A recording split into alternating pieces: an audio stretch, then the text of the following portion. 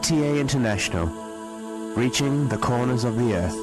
مسلم television Ahmadiyya International کی یہ نشریات آپ کی خدمت میں لندن سے پیش کی جا رہی ہیں۔ اس وقت ہم سیدنا حضرت امیر المومنین خلیفۃ المسیح رابع ایدہ اللہ تعالی بنصر العزیز کا ایک تاریخی خطبہ جمعہ آپ کی خدمت میں پیش کر رہے ہیں۔ حبیبنا صلی علی محمد صلی علی حبیبنا صلی علی محمد صلی علی رسولنا صلی علی محمد صلی علی رسولنا صلی علی محمد صلی علی محمد صلی علی محمد۔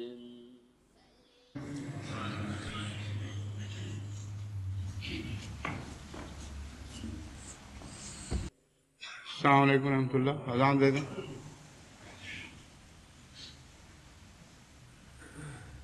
اللہ اکبر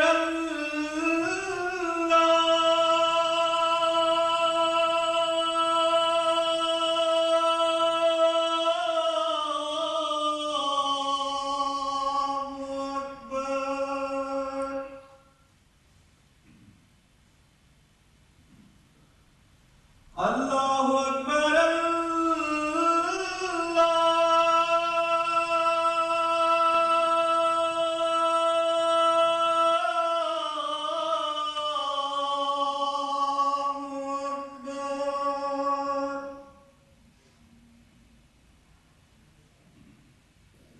اشہد ان لا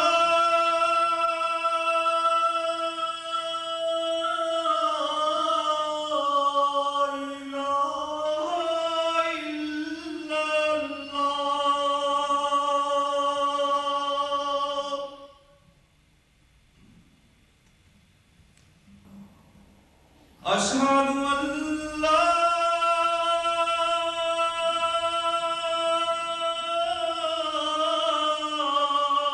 الہ الا اللہ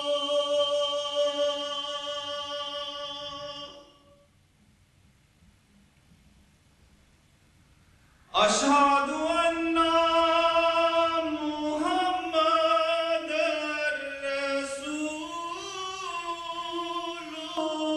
اللہ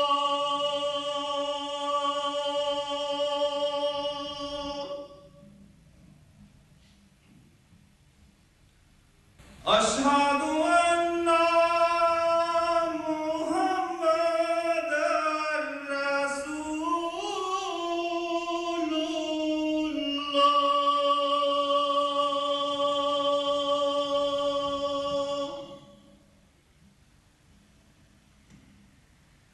حی علی الصلاۃ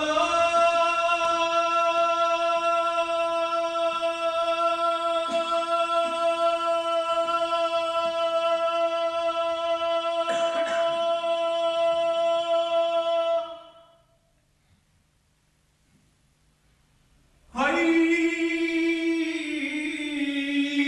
علی الصلاۃ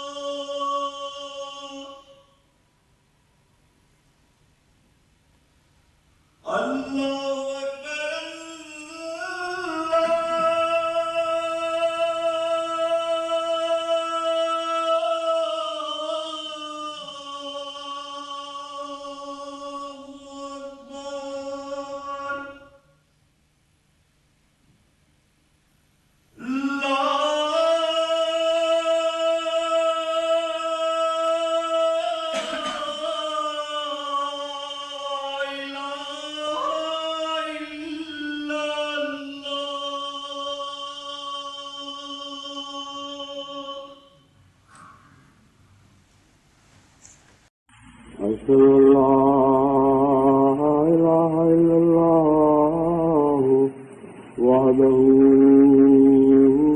لا شريك له وأشهد أن محمدا عبده ورسوله أما بعد فأعوذ بالله من الشيطان الرجيم بسم الله الرحمن الرحيم الحمد لله رب العالمين الرحمن الرحيم مالك يوم الدين إياك نعبد وإياك نستعين اهدنا الصراط المستقيم صراط الذين أنعمت عليهم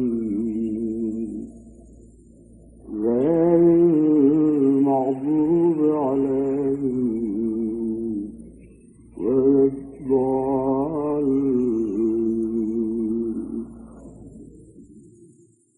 وإذ جعلنا البيت مثابة للناس وأمنا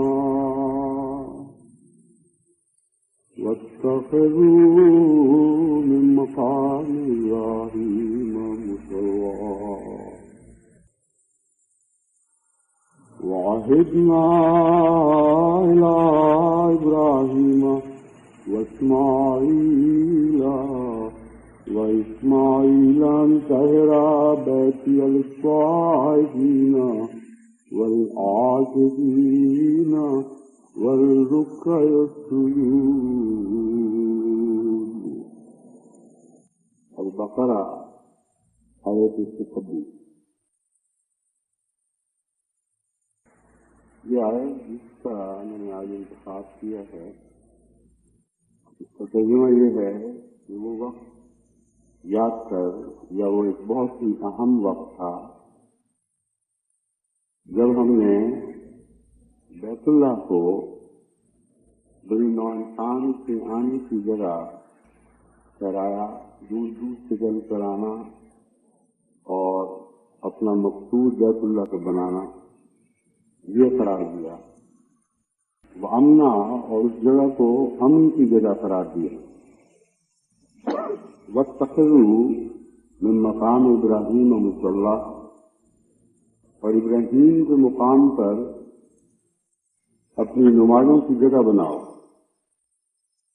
وعہدنا الی ابراہیم واسماعیل ان طہرا بیتی للطائفین والعاکفین والرکع السجود.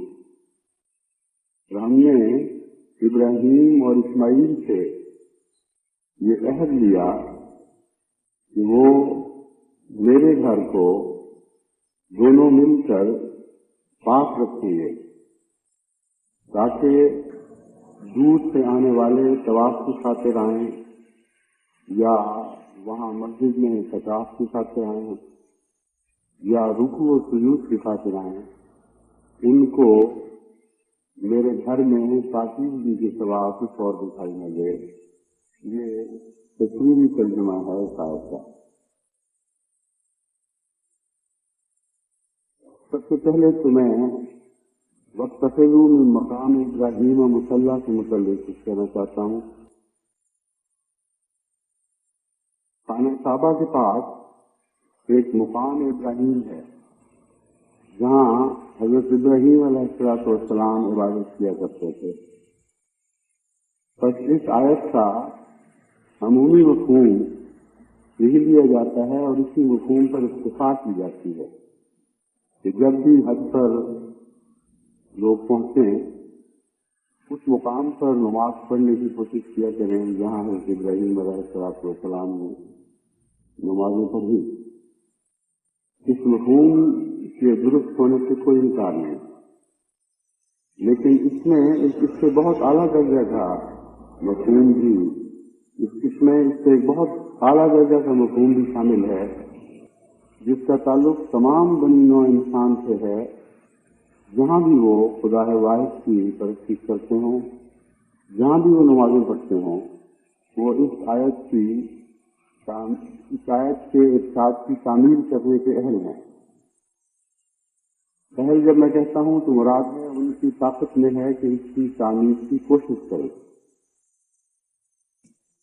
جہاں تک مرتبے کے لحاظ سے اہلیت کا تعلق ہے، ایک بہت ہی بڑا مطالبہ ہے جس کو پورا کرنے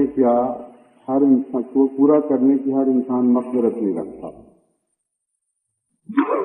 مراد یہ ہے کہ ابراہیم نے جس انداز سے نمازیں پڑھی، جو مقام ابراہیم کو نماز پڑھنے میں خدا کے حضور حاصل تھا، اس مقام کو اپنانے کی کوشش کرو۔ جس طرح کامل وفا، کامل الحاق، کامل اطاعت، کامل وفاداری کے ساتھ اپنی توجہ کو خالصتاً اللہ کے لیے کرتے ہوئے، اپنے وجود کا کوئی حصہ بھی باقی نہ چھوڑتے ہوئے، اپنی رضا، اپنی آرزوؤں کو یک نظر انداز کرتے ہوئے، کلیتاً اپنے وجود کو خدا کے سامنے پیش کرتے ہوئے حضرت ابراہیم علیہ السلام مقام عبادت سے کھڑے ہو جایا کرتے تھے۔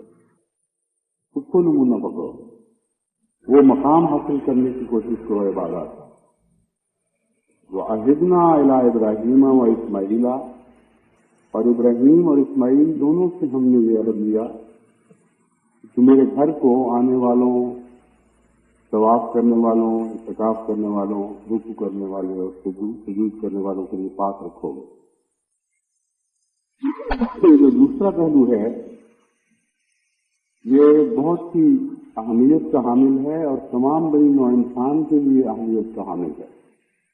اس سے بھی دوسرے پہلو کی طرف اس کے اندر بھی دو پہلو موجود ہیں۔ ایک تو ہے خانہ کعبہ کو صاف اور پاک رکھنا،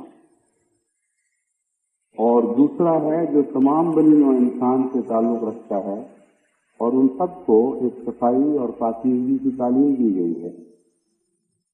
کیونکہ خانہ کعبہ کو جب مثابۃ للناس قرار دیا اور امن قرار دیا، تو خانہ کعبہ کو ہر انسان کے لیے ایک بہترین ماڈل قرار دے دیا۔ مثابت ہم نے یہ مضمون بھی داخل ہے کہ وہ اسے ایک مطمع نظر بنا کر اس کی طرف چلے آتے ہیں۔ وہ نمونہ ہے تمام بنی نوع انسان کے لیے بہترین گھر کا نمونہ۔ گھر میں جو سب سے اعلیٰ صفات ہونی چاہیے وہ دو بیان فرمائی گئی ہیں۔ اول طور سے اول گھروں میں عبادتیں ہونی چاہیے، دوم ہر گھر کو امن حاصل ہونا چاہیے، اور دوم ہر گھر صاف اور پاک ہونا چاہیے۔ تنظیم کے طور پر بیت اللہ سے اترتے ہوئے سب سے پہلے ہمارا فرض ہے کہ ہم اپنی مساجد کو پاک اور صاف رکھیں۔ جہاں کہیں بھی وہ مساجد واقع ہوں ان کی صفائی، ان کی پاکیزگی، ان کی ظاہری زینت کا بھی خیال رکھیں۔ جہاں تک زینت کا تعلق ہے، قرآن کریم میں ایک دوسری اور آیت میں یہ ارشاد فرمایا گیا کہ ہر سجدہ گاہ کے لیے اپنی زینت لے کر حاضر ہوا کرو۔ زینت اختیار کر کے سجدہ گاہوں کی طرف آیا کرو۔ تو جو شخص خود زینت کا محل نہ ہو، وہاں زینت لے کے جانا ایک بے محل بات ہے، بے موقع بات ہے۔ تو اس مضمون میں یہ بات بھی داخل ہو گئی کہ مسجدیں مزین ہونی چاہیے، صاف ستھری، پاکیزہ، نظر کو بھانے والی اور دیگر دیر۔ اس پہلو سے میں سمجھتا ہوں کہ جماعت احمدیہ کو ابھی بہت زیادہ توجہ دلانے کی ضرورت ہے۔ جہاں تک مساجد کا تعلق ہے، اس کے ساتھ ڈیزائن میں تو کچھ کسی حد تک یہ اجازت دی جا سکتی ہے کہ قومیں اپنے منشا اپنے مزاج کے مطابق اس کی تصویر بنائیں، اس کے مطابق اس کا ڈھانچہ تیار کریں. جس رنگ میں بھی قومیں پسند کرتی ہیں عمارتوں کے نقشے، اپنی پسند کی جھلک اپنی مساجد میں بھی دکھانے کی کوشش کریں. اس حد تک تو کوئی اعتراض کی بات نہیں ہے. لیکن صفائی کے معیار کے لحاظ سے ہر قوم کی مسجد کا صفائی کا معیار مختلف ہو، یہ بالکل اسلامی تعلیم کے خلاف بات. جب بھی بیت اللہ کا ذکر چلے گا اور بیت اللہ کے نمونے پر قائم ہونے والی دیگر عبادت گاہوں کا مضمون سامنے آئے گا تو صفائی اور پاکیزگی کا مضمون اس کے ساتھ اس طرح لازم ہے جیسے الگ کیا ہی جا سکتا. اور نمونہ خدا تعالیٰ نے ہمارے سامنے رکھ دیا. اور پھر مسجد کی خدمت کے مقام کو ایسا اعزاز بخشا ہے کہ اس سے بڑا اعزاز کسی مقام کی صفائی کے متعلق انسان کے تصور میں آ ہی نہیں سکتا. ہمارے ہاں معاشرے میں سمجھا جاتا ہے کہ خادم مسجد وہ ایک معاشرے کی ایک معمولی سی چیز ہے. بالکل جھوٹا اور لغو تصور ہے. جماعت کو اس تصور کی اصلاح کرنی چاہیے. خادم مسجد کا تو اتنا عظیم انسان مقام ہے کہ اللہ تعالیٰ فرماتا ہے کہ میں نے اپنے بندوں ابراہیم اور اسماعیل کے مسجد کی خدمت کی اور ان سے عہد لیا تھا کہ تم میرے گھر کی صفائی کے لیے نوکروں کی طرح حاضر رہا. اللہ کے گھر کی صفائی ہو اور اس میں یہ خیال کہ ہم نے خادم مسجد کی سپرد ذمہ داری کر دی ہے اور وہ چند پیسوں کے اوپر غریب آدمی جس کو اور کوئی ملازمت کی جگہ نہیں ملتی، بوڑھا ہو گیا ہے، گزارے کی اور صورت نہیں، وہ مسجد کی صفائی کر دیا کرے اور جیسی بھی کر دیا کرے ٹھیک ہے. یہ قرآن کریم کی اس آیت کے مضمون سے ٹکرانے والا عمل اس سے متفادل ہے. اور جماعت کو فوری طور پر اس معاملے میں اپنی اصلاح کی طرف توجہ کرنی چاہیے. تمام عالم میں جہاں جہاں بھی جماعت کی مساجد ہیں وہ غریبانہ تو ہو سکتی ہیں، اس پر کوئی اعتراض نہیں. ایسی غریبانہ بھی ہو سکتی ہیں کہ گھاس پھوس کی چھت ہو اور پانی ٹپکے اور زمین پختہ نہ ہو، لیکن صفائی کے معیار سے ان پر کوئی انگلی نہیں اٹھنی چاہیے. آنے والے کو معلوم ہونا چاہیے کہ کسی نے بھی یہ غریبانہ مسجد بنائی ہے، اپنی تمام جان اور تمام استطاعت کے ساتھ اس نے کوشش کی ہے کہ یہ گھر صاف اور ستھرا اور پاکیزہ دکھائی دے. اس بات کا جماعت کے ساتھ ایک گہرا تعلق اور رنگ میں بھی پیدا ہوتا ہے. ایک موقع پر پاکستان میں 25 سال کے قریب کی بات ہے، میں نے ایک مسجد کو نہایت ہی گندی حالت میں دیکھا. کوئی جگہ نہیں ملتی تھی ایسی جہاں اطمینان سے انسان سجدہ کر سکے. ہر طرف تنکے بکھرے ہوئے خاک مٹی اندر آتی تھی. کسی نے کوشش کی تھی کہ اس کو صفا کر کے باہر پھینکے. اور جماعت کے آپس میں جہاں تک اتحاد اور اتفاق اور محبت کا تعلق ہے اس کو بھی اسی حال میں پایا. چنانچہ میں نے ان کو توجہ دلائی. میں نے کہا کہ آپ اگر مسجد کی عزت نہیں کریں گے اور مسجد کے لیے پوری کوشش کر کے، اس وقت میں یہ مثال تو نہیں دی لیکن جس حد تک بھی مجھے خیال آیا میں نے سمجھانے کی کوشش کی کہ خدا کے گھر کا جو تصور آپ کے ذہن میں ہے اس کے مطابق اس کو سجانے اور زینت دینے کی کوشش نہیں کریں گے تو بعید نہیں کہ آپ کے دل اسی طرح پھٹے گا اور آپ کے اوپر جو بدحالی کی تصویر بنی ہوئی ہے اس کو دور کرنے کی اور کوئی صورت نہیں ہے سوائے سے کہ آپ خدا کے گھر کے معاملے میں اپنی توجہ کو درست کریں، اپنی نیتوں کو صاف کریں. چنانچہ خدا تعالیٰ کے فضل کے ساتھ جلدی تو اس بات کا اثر نہیں ہوا، مگر جب بھی ہوا چند سالوں کے بعد اس جماعت کی حالت بھی بدل گئی. ایک جگہ نہیں دیکھا میں نے، دو جگہ نہیں، بارہا دوروں کے وقت میں نے محسوس کیا کہ جو جماعتیں مسجدوں کی طرف توجہ دیتی ہیں ان کی اپنی حالت بھی اسی شان کے مطابق درست ہوتی ہے اور اس کے ساتھ ایک براہ راست نسبت رکھتی ہے۔ جو جماعتیں اپنی مساجد سے غافل ہو جاتی ہیں ان کے اندر پراگندگی آ جاتی ہے، بدحالی کی کیفیت دن بدن بڑھتی جاتی ہے اور پھر یہاں تک کہ ایک دوسرے سے منتشر ہو کر بعض اوقات ایک دوسرے کی دشمنیوں کے بھی شکار ہو جاتے ہیں۔ تو یہ زائد فائدہ ہے جو جماعت کو حاصل ہوگا۔ اگر ہر جگہ مساجد کے معیار کو بلند کرنے کی کوشش کریں گے تو انشاءاللہ تعالی جماعت کی عمومی حالت پر اس کا بہت ہی اچھا اثر پڑے گا۔ اس سے اگلا مقام ہے زینت بخشنے کا۔ جہاں جہاں ممکن ہے وہاں مسجد کو پھولوں سے سجانا چاہیے، ارد گرد کیاریاں لگائی جائیں، جہاں جہاں ایسے ساتھ صحن موجود ہیں جن کو سجایا جا سکتا ہے سائے کا انتظام کرنا چاہیے۔ احمدی مسجد باقی تمام دنیا کی مساجد سے اس لحاظ سے امتیاز اختیار کر جائے کہ دولت کی بھرمار وہاں نظر نہ آئے، مگر خلوص اور محبت، صفائی اور پاکیزگی کی صورت میں اس مسجد پر ہمیشہ نچھاور ہو رہا ہو۔ نظر پڑے تو محسوس کرے کہ ایسے لوگوں کی مسجد ہے جو خدا کی عبادت سے محبت رکھتے ہیں، جو اپنے گھر پر خدا کے گھر کو ترجیح دینے والے ہیں۔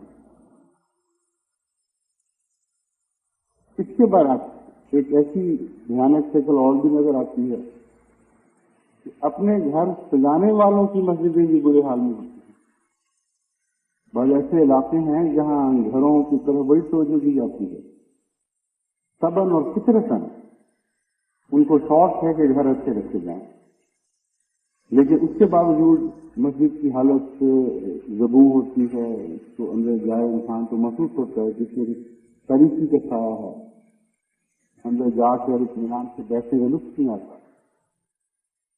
تو امید رکھتا ہوں کہ اس طرف بھی خصوصی سے توجہ دیں گے، کیونکہ ملت واحدہ بنانے کے پروگرام میں اس کو بھی ایک بڑی اہمیت آتی ہے۔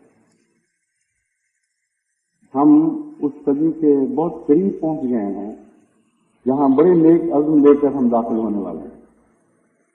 ان عزائم میں سے ایک عزم یہ تھا کہ ہم تمام بنی نوع انسان کو ملت واحدہ بنانے کے لیے ایک نمونے کی جماعت پیش کریں گے جو ملت واحدہ کا نمونہ خود ہو، تاکہ دوسروں کو اسی شکل و صورت کے اوپر ملت واحدہ بننے کی دعوت دے رہی ہو۔ مساجد کو ملت واحدہ بنانے میں سب سے اہم کردار ادا کرنا ہے، کیونکہ مساجد کے اور پہلو بھی ہیں۔ نمازوں کی طرف میں پہلے توجہ دلا چکا ہوں، باجماعت نماز کی طرف، عبادت کا معیار بلند کرنے کی طرف۔ اس پہلو سے میں دوبارہ اس مضمون کو نہیں دہراتا، لیکن خود مساجد کے معیار کو اور مساجد کے متعلق جماعت کے رجحان کو بھی ملت واحدہ کے مضمون سے ایک گہرا تعلق ہے۔ اس لیے میں امید رکھتا ہوں کہ انشاءاللہ آئندہ دنیا میں ہر جگہ جماعت کی مساجد صفائی اور پاکیزگی کے اعتبار سے خانہ کعبہ کے اس معیار کو اپنا نمونہ بنائیں گی۔ مساجد نمونہ بنائیں گی، جب میں کہتا ہوں تو مراد ہے جماعتیں ان کو نمونہ بنائیں گی۔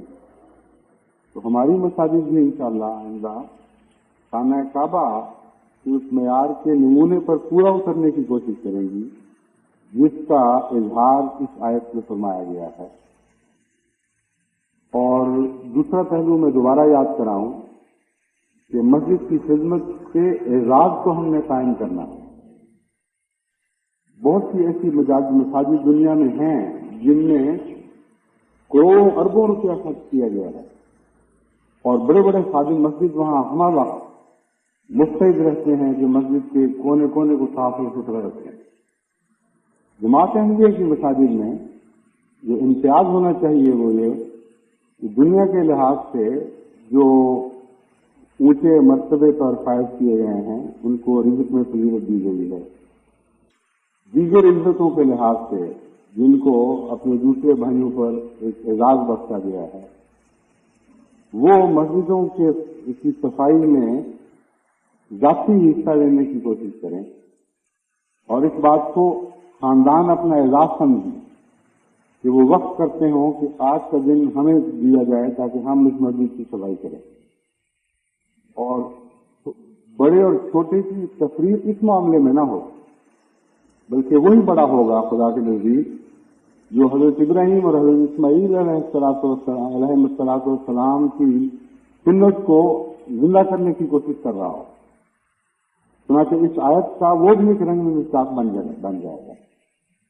تو مساجد بھی مصداق بن رہی ہوں اور مسجدوں کی خدمت کرنے والے بھی اس آیت کا مصداق بن رہے ہوں، تو ایک بہت ہی پاکیزہ اور دلفریب تبدیلی جماعت کے اندر محسوس ہوگی۔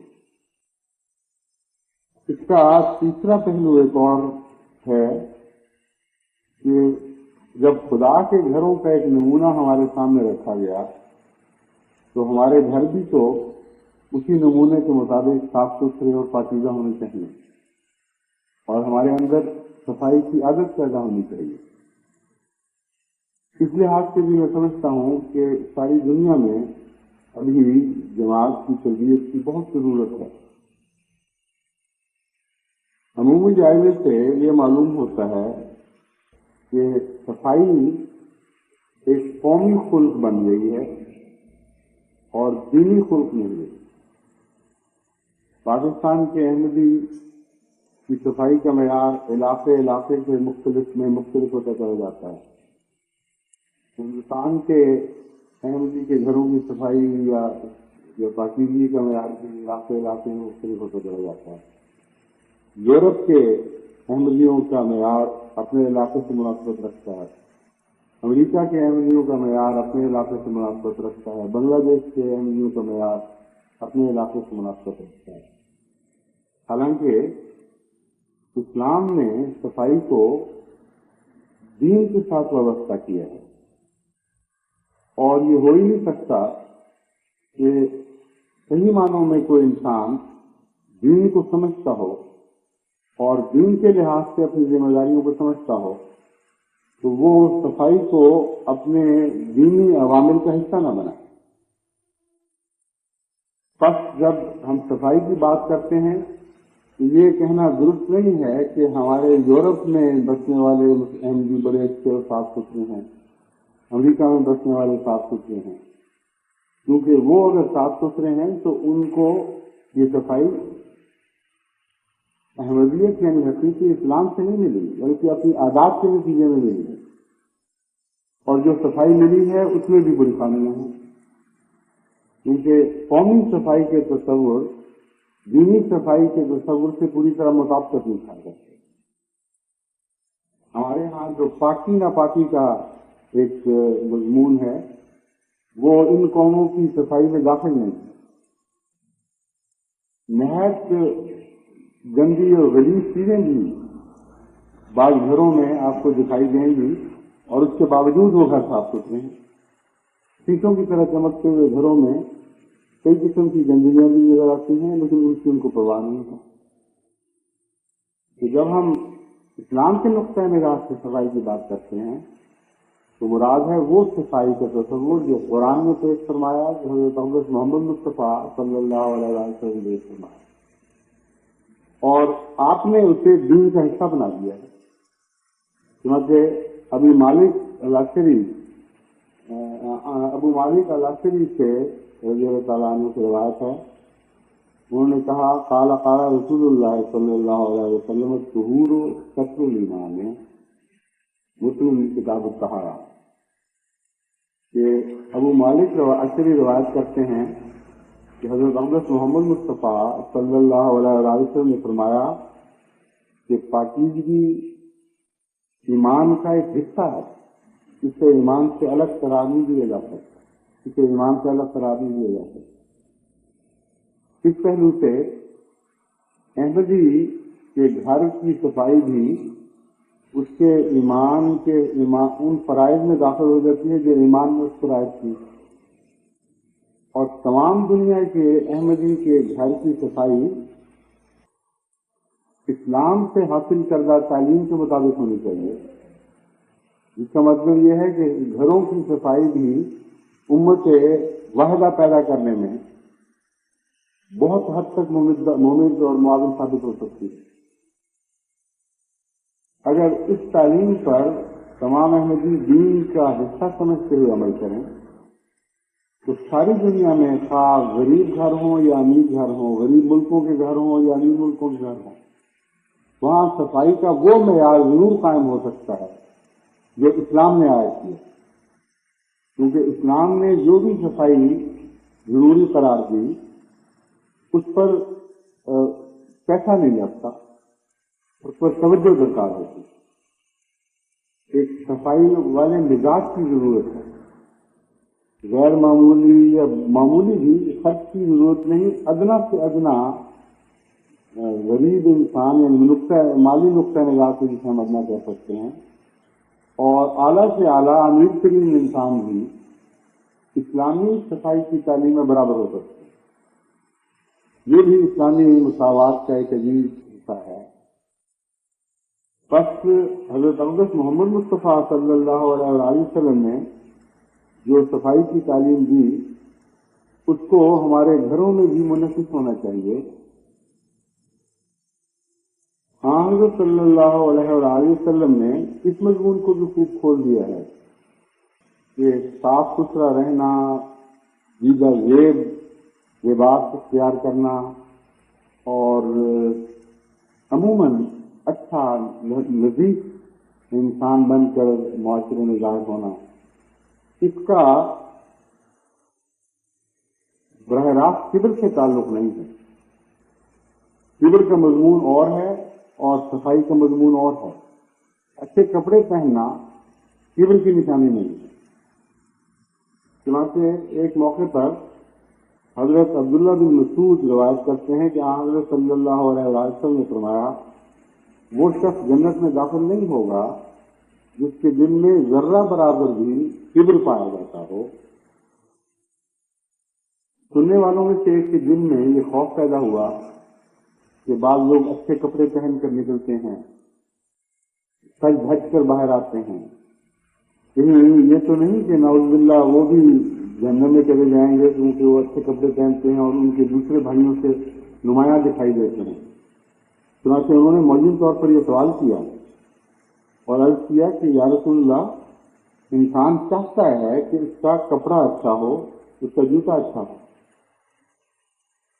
ہاں حضرت صلی اللہ علیہ وسلم نے فرمایا، اللہ جلیل ہے اور جمال کو پسند فرماتے ہیں۔ تکبر تو حق کا انکار اور لوگوں کو حقیر جاننا ہے۔ ایسی حیرت انگیز صفائی کے ساتھ آپ نے تکبر کا تجزیہ کر دیا ہے کہ اس کے بعد کسی کے لیے کسی غلط فہمی کا امکان بھی باقی نہیں رہنا چاہیے۔ دو قسم کے اچھے کپڑے پہننے والے باہر نکلتے ہیں، ایک وہ جب وہ کپڑے پہنے ہوں تو یوں معلوم ہوتا ہے کہ وہ کپڑوں میں گرفتار ہو گئے، کپڑوں کے غلام بن گئے، کپڑے ان پر سوار بجائے اس کے کہ انہوں نے اپنی ضرورت کے لیے کپڑے پہنے ہیں۔ تو پلیز کا دماغ میں ایسا خیال ہوتا ہے کہ بیٹھتے ہیں تو بہت ہی احتیاط کے ساتھ تیزی سے حرکت نہیں کریں گے کہ ان کے کپڑوں کی سلوٹ میں فرق نہ پڑ جائے۔ معمولی سا کسی بیچارے کا ہاتھ لگ جائے میلا تو بھٹکتے ہیں اس کو نفرت کے ساتھ۔ چھوٹا بچہ ایک دفعہ کبھی پیار کے ساتھ ان کے ہاتھ لگا لے تو ان کے چہرے کی پیرویاں دیکھیں، وہ اتنے بھی اخلاقی باتیں رہتے ہیں کہ چھوٹے بچے نے غلطی سے ہاتھ لگایا اس کے غصے کا اظہار نہ کریں۔ یہ ساری باتیں تکبر کے پس منظر کی نشاندہی کرتی ہیں۔ نماز پڑھنے کے لیے مشکل ہو جاتی ہے، سجدے میں جاتے ہیں تو ہر وقت یہ دھیان کہ میری سلوار میری پتلون کی سلوٹیں خراب نہ ہو جائیں۔ چنانچہ حضرت اقدس محمد مصطفیٰ صلی اللہ علیہ وسلم اتنی باریک نظر سے اپنے غلاموں کو دیکھا کرتے تھے، ایسی باریک نظر سے تربیت کروایا کرتے تھے اس موقع پر آپ نے فرمایا کہ جب سجدے کے لیے جانے لگو تو اپنے کپڑے میں سمیٹا کرو. دو شکلیں ہیں کپڑے سمیٹنے کی. ایک تو یہ کہ وہ رکاوٹ پیدا کرتا ہو. یہ مراد نہیں ہے کہ اس وقت اس رکاوٹ کو دور نہ کرو کیونکہ اس سے توجہ بڑھتی ہے. مراد یہ ہے کہ توجہ کپڑوں کی طرف نہ کیا کرے. ان دو چیزوں میں ایک بڑا نمایاں فرق ہے. اگر ایک شخص کپڑوں کی طرف توجہ رکھنے کی وجہ سے سمجھتا ہے تو وہ حضرت صلی اللہ علیہ وسلم کی حکم کی خلاف ورزی کرتا ہے. اگر ایک شخص اس لیے سمجھتا ہے کہ کپڑوں کی طرف توجہ نہ رہے, کہیں کپڑوں کی طرف توجہ نہ رہے, کہیں پھنسا ہوا ہے, کہیں ایسی مشکل پیدا کر رہا ہے کہ سجدے میں توجہ قائم نہیں ہوتی اور دماغ یہی بات رہتی ہے کہ فلاں جگہ میری تلوار اس طرح اٹک گئی ہے کہ مجھے تکلیف پہنچا رہی ہے, یا میری بطول اس طرح کی ہوئی ہے کہ مجھے تکلیف پہنچا رہی ہے. ایسے موقع پر اس تکلیف کو دور کرنا توجہ خدا کی طرف مبذول کروانے کی خاطر ہے. یہ عام صلی اللہ علیہ وسلم کے ارشاد کے مناسب نہیں ہے. بس آپ نے جب یہ فرمایا کہ تکبر حق کا انکار اور لوگوں کو حقیر جاننا ہے, تو ساتھ ہی ایک ہی قسم کا لباس پہننے والوں کے اندر بھی ایک تفریق کا سامان پیدا فرما دیا. بین ہی ایک ہی طرح کا لباس پہننے والے دو آدمی آپ کو مل سکتے ہیں, جن میں ایک تکبر کے نتیجے میں پہن رہا ہو اور ایک اس وجہ سے کہ خدا تعالیٰ نے اس کے لیے زینت کا سامان پیدا فرمایا ہے اور خدا تعالیٰ نے موقع دیا ہے کہ صاف ستھرا ہو. اللہ جمیل ہے, جمال کو بہت پسند فرماتا ہے. اور ایک شخص جب باہر نکلتا ہے تو جس کے کپڑے اس سے کمزور ہوں, اس سے خراب ہوں, وہ ان کو اس وجہ سے دیکھ رہا ہوتا ہے کہ یہ تو کچھ بھی نہیں, اس کا جو سور پتہ نہیں کہاں سے سجایا ہوا ہے کاغذ میں, جس دلیل سے سجایا اس کو سور سینے نہیں آتا. ٹائی کا رنگ دیکھ لو, اس کے سوٹ کے ساتھ میچ نہیں کر رہا, جراتے اس کے سوٹ کے ساتھ میچ نہیں کر رہے ہیں. اس کی نظر ہر وقت اسی ذہن میں پڑی رہتی ہے کہ فلاں کے کپڑے ایسے ہیں, فلاں کے کپڑے ایسے ہیں, اور اپنے کپڑوں کے متعلق یہ احساس سے برتری یہ دیکھو میرے کیسے ان کا کپڑے ہیں. اس معاملے میں ہماری خواتین کی بہت تربیت کی ضرورت ہے. چنانچہ جب وہ مجالس میں جاتی ہیں تو واپس آ کر اکثر ان کی گفتگو نہیں ہوتی ہے کہ فلاں کے کپڑے دیکھے تھے کیسے تھے, فلاں کے کیسے تھے, فلاں کے کیسے تھے. اس مضمون میں ایک تو دلچسپی اس لائن میں بھی ہو سکتی ہے کبھی طور پر کہ کسی کے اچھے کپڑے پسند آئے ہوں اور باتیں ہو گئی, لیکن اس سے بڑھ کر بات اس مضمون سے اکثر چلتی ہے کہ وہ کیسا بے ڈھنگا جوڑا پہنا ہوا چلتی ہے, اس کو تو رنگوں کا نہیں پتا, اس کا جو کام تھا وہ اس قسم کا تھا, اس کے بناوٹ بے ڈھب تھی. اس قسم کی باتیں کر کے تو وہ لطف اٹھاتی ہیں, اور لطف اٹھانے کے ساتھ ہی حضرت صلی اللہ علیہ وسلم کے اس تعریف کی رد میں آ جاتی ہے کہ تکبر کو لوگوں کو حقیر جاننا, اچھے کپڑے پہننے کے لیے ان کے اچھے کپڑے جمال کی حد سے نکل کر ایک مکروہ دائرے میں داخل ہو جاتے ہیں.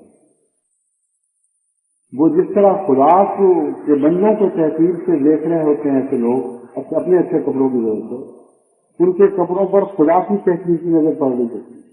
یہ متکبر لوگ ہیں, ان کے کپڑوں کی کوئی حیثیت نہیں. ایک ہی جیسے کپڑوں میں حضرت محمد مصطفیٰ صلی اللہ علیہ وسلم کی فراست نے کتنا نمایاں فرق کر کے دکھایا. ایسے بے ساختہ آپ جواب دیا کرتے تھے اور اتنی گہرائی ہے پوچھنے میں کہ جب ہم اس کا مطالعہ کرتے ہیں تو عاجز ہو جاتا ہے دل اس عظیم انسان میں دیکھ کر. چھوٹے سے چھوٹے معاملے میں حیرت انگیز باریکی کے ساتھ آپ کی نظر تمام ان محرکات پر پڑتی تھی جو نگتوں کے پیچھے کار فرما ہوتے ہیں. بس تکبر کو توڑتے ہوئے, اس سے بچتے ہوئے, اس سے انتہائی کوشش کے ساتھ اعتراض کرتے ہوئے اپنے اندر، اپنے گھروں کے اندر زینت پیدا کرنے کی بھی کوشش کریں،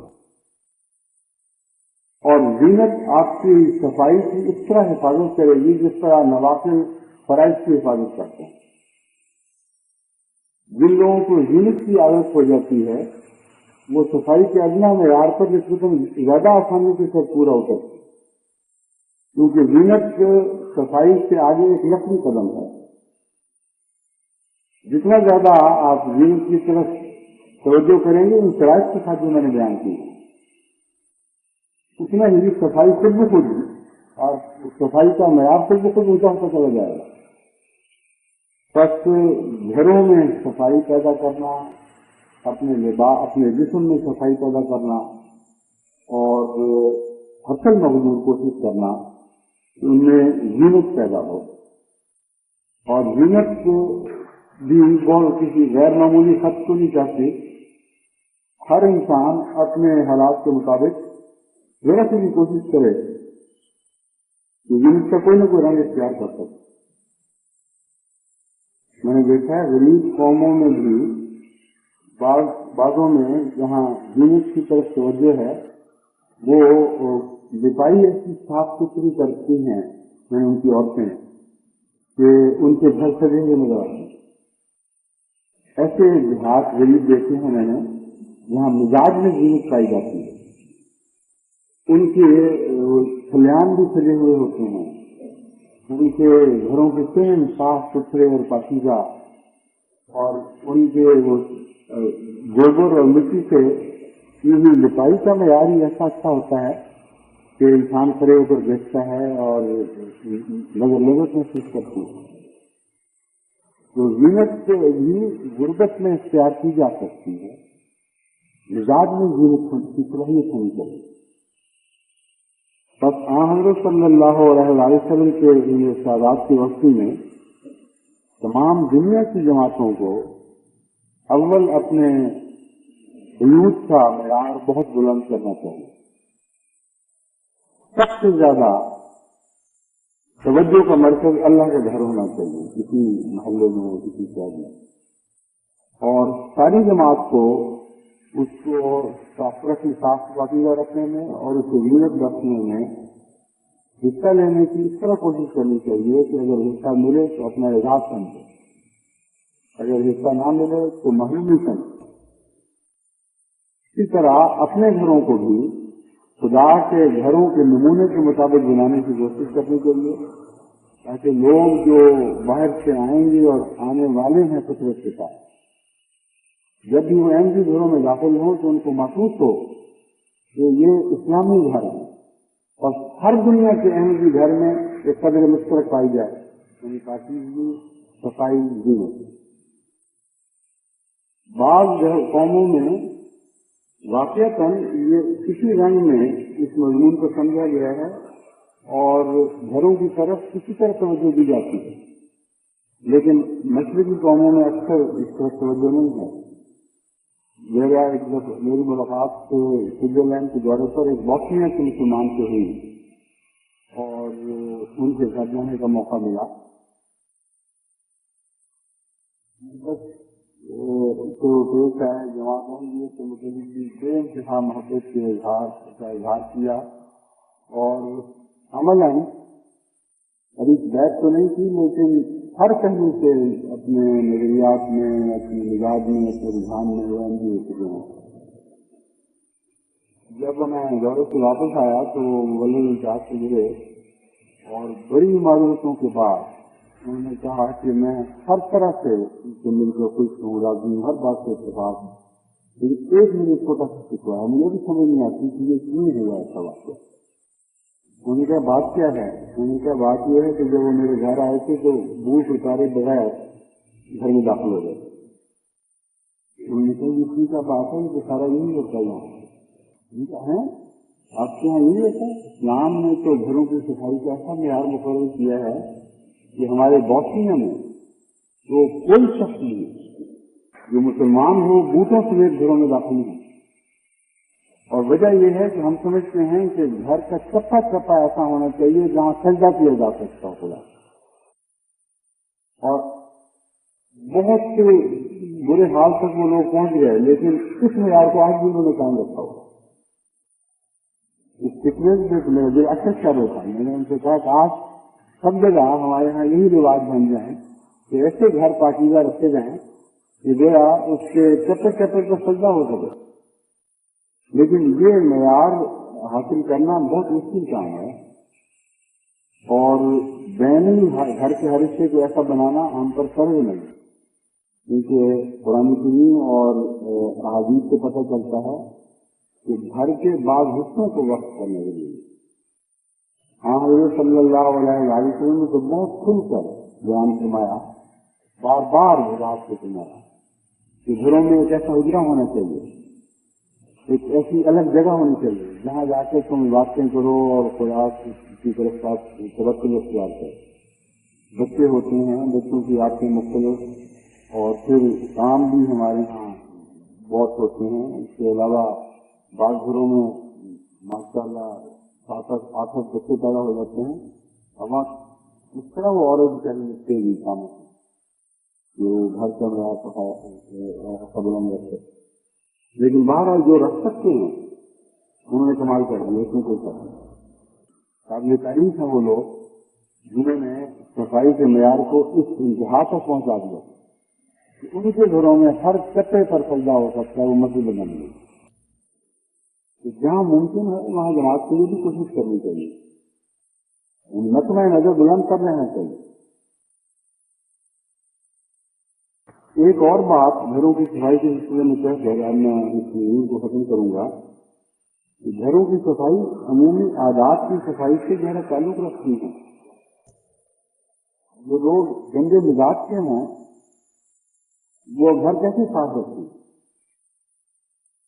انسانی مزاج منعکس ہوتا ہے گھروں میں، اس لیے جب کہتے ہیں گھروں کی صفائی رکھو اور ان کو پاک نمونہ بناؤ، تو ظاہر بات ہے کہ آپ کے شخصی عادات کو بھی صاف ہونا ہوگا اور نمونہ بننا ہوگا۔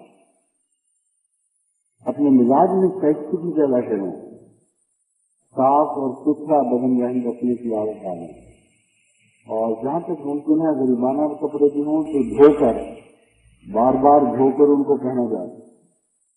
ایک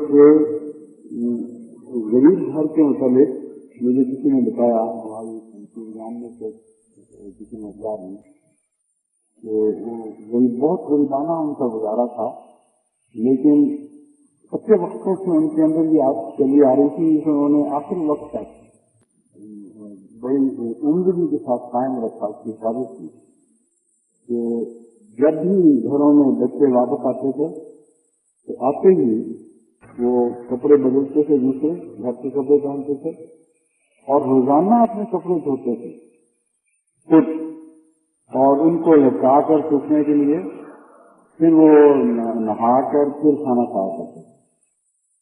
بڑی مشکل آتے ہیں، اس میں کوئی شک نہیں، لیکن ہیں بہت اعلیٰ اور پاکیزہ۔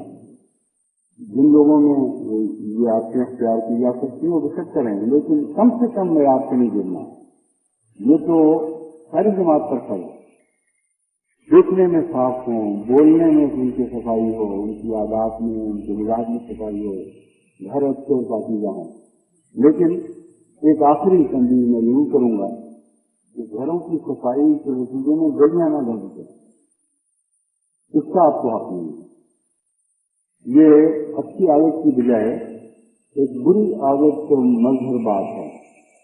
بعض ہمارے پاکستان میں ایسے قصبے ہیں جن کے اندر گھروں کی صفائی کا معیار بہت بلند ہے، شیشے کی طرح چمک رہے ہوتے ہیں، اور گلیاں اتنی گندی کہ بدبوئیں اور غلاظتیں ان کی نالیوں میں بہتی ہیں، اور ہر چیز گندی باہر سڑکوں پہ پھینکی ہوئی، یہ بیچارے ان کے جسموں پر سارے گلیوں میں جہاں جہاں بیٹھے ہیں وہ خارج کرتے ہوئے آپ کو دکھائی دیں گے، کسی کو آدھی دیکھ، کسی کو پوری دیکھ، مگر باہر اڑے ہوئے بہت مکروہ منظری کی گلیاں پیش کرتی ہیں۔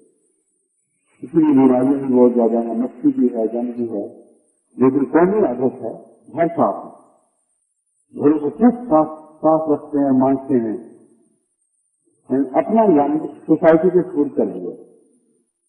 उसका किसी आदमी को कोई हक नहीं।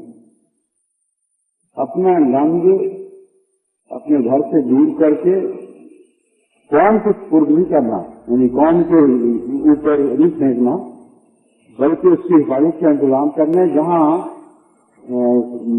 अच्छी यूनिवर्सिटियाँ हैं वहाँ तो ऐसे इंतजाम होते हैं सहूलत के साथ गंदगी को डब्बों में बंद किया जा सकता है। जहाँ नहीं है और अहमदी गाँव है वहाँ उनको इससे तवज्जो करनी चाहिए। मिलकर ऐसा इंतजाम करें कि घरों का गंद बाहर गलियों में न फेंका जाए, घरों की गंदगी नालियों में न रहे। जहाँ तक मुमकिन है उसको इस बुराई को दूर करने की कोशिश करनी चाहिए। ये कौमी इंतजाम ना भी हो तो घरों को अपने तौर पर कुछ ऐसे जराए इख्तियार करनी चाहिए। वो एक नीति को इख्तियार करते हुए एक बड़े जुर्म का शिकार ना होगा। कौम के जो हुकूक हैं वो अफराद के जाती हुकूक पर कई पहलुओं से फौकियत रखते हैं। उनमें एक ये भी है कि अपनी सफाई को कौम का गंद बनाने का किसी को हक नहीं।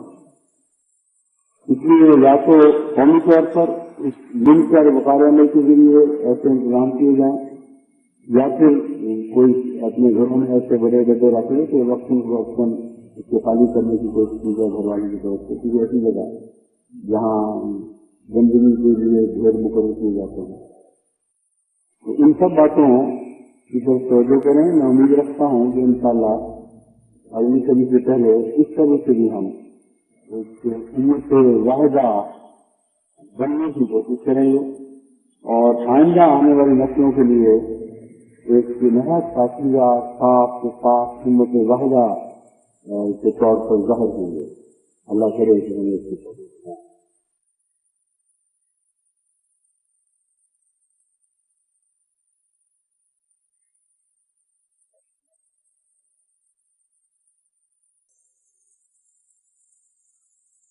अल्हम्दुलिल्लाह नहमदुहु व नस्तईनुहु व नस्तगफिरुहु व नु'मिनु बिही व नतवक्कलु अलैहि व नऊज़ु बिल्लाहि मिन शुरूरि अनफुसिना व मिन सय्यिआति अमालिना।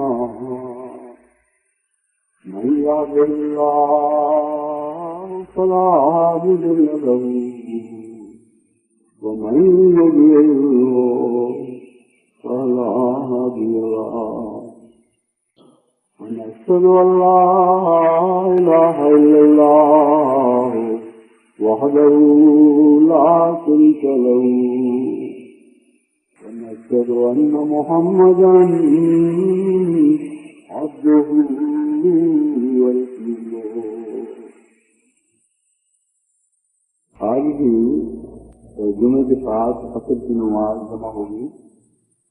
अभी तक बाहर से आने वाले मेहमानों की कसरत है और उनके लिए तकलीफ का मूल्य होता है कि जोर के बाद वापस आएं। जो बहुत दूर दूर जगह हैं फिर वो वापस असर के लिए जाएं। इसलिए आज के दिन इसके साथ भी इंशाअल्लाह असर की नमाज जमा की जाएगी।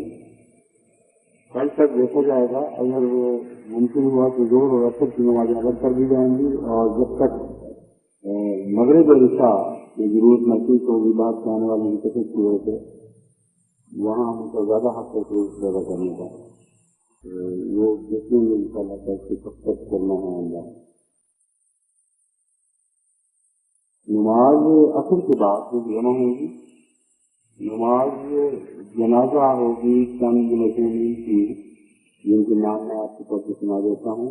जुमा जनाजा गायब एक हकीम कुरैशी नजीरा मुस्ताहिद अमृतसर दवाखाना जो हाजमून वालों के नाम से विशेष है, बहुत से दोस्त इनके नाम से किया है। 72 साल की उम्र में आप वफात पा गए हैं। हमारे हिंदुस्तान की जमात के बहुत ही मुख्य सैयद खादिम हमीदा मिर्ज़ापुरी के कुतुब थे। मुकर्रम नज़ीरुल्लाह साहब जो 6 वर्ष के प्रेसिडेंट थे अमेरिका में, ان کی متعلق بھی ابو رفیع صاحب مغلی واشنگٹن نے وفات کی تلاوی کو موازنہ لگائے کی وفات کی ہے. مکرمہ امت الرحیم صاحبہ چودھری غلام رسول صاحب مرحوم کی بیوہ تھی. اچانک دل کا دورہ پڑنے سے وفات پا گئی. غلام مصطفیٰ ظفر شہر جماعت احمدیہ ڈگری ضلع سرکار کی والدہ تھی. کل انہوں نے مجھے ملاقات کے دوران بتایا کہ جیسے کہ تکلیف آئے تو اچانک ان کی والدہ کی وفات کی اخبار میں فرمائے. تازہ بیگم اہلیہ چودھری فضل احمد صاحب مرحوم بھوپال والا ضلع سیالکوٹ وفات پا گئی ہیں. چودھری فضل احمد صاحب مرحوم امیر جماعت سابق امیر جماعت احمدیہ کراچی و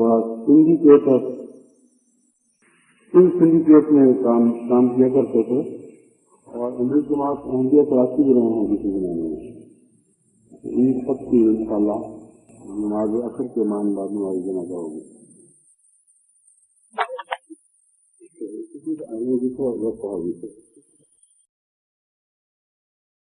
عباد اللہ رحمكم اللہ ان اللہ یامر بالعدل والاحسان وإيتاء القربى وينهى عن الفحشاء والمنكر والبغي يعظكم لعلكم تذكرون.